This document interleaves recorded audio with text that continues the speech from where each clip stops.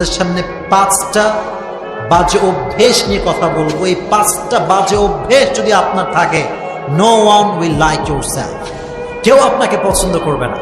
এজন্য এই 5টা বদগুণ শুনবেন আর নিয়ত করবেন যে হুজুর এই 5টা খারাপ গুণ আমি কখনো রাখবো না।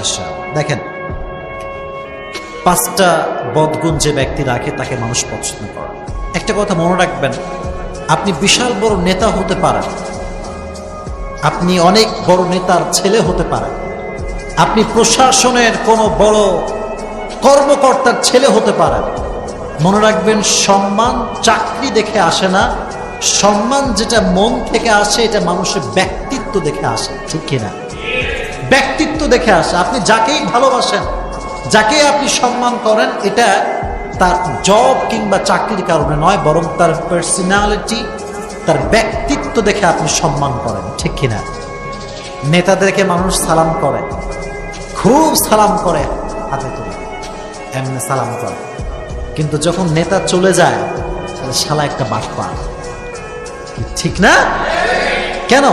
বিকজ তাকে প্রকাশ্যে সম্মান করলেও তার ব্যক্তিত্ব ভালো না, এজন্য প্রকাশ্যে সম্মান করলেও ভেতর থেকে সম্মানটা আসে।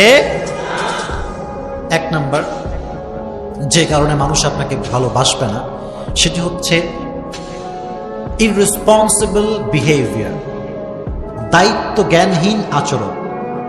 আপনি দেখবেন অনেক যুবক আছে এরকম, ওরা যখন মানুষের বাসায় যায়, ফর এক্সাম্পল বন্ধুর বাসায় গেছে, কার বাসায় গেছে? বন্ধুর বাসায় গেছে। এখন বন্ধুর সঙ্গে ভালো সম্পর্ক, ঠিক আছে, কিন্তু বন্ধুর বাসায় গিয়ে বন্ধুর যে মা আছে, বাবা আছে, এন্ট্রি নেওয়ার সময় যেটা সালাম দিবে, যুবক সালামটাও দেয় না। এরকম যুবক আছে না? ইররেসপন্সিবল বিহেভিয়ার, দায়িত্ব জ্ঞানহীন।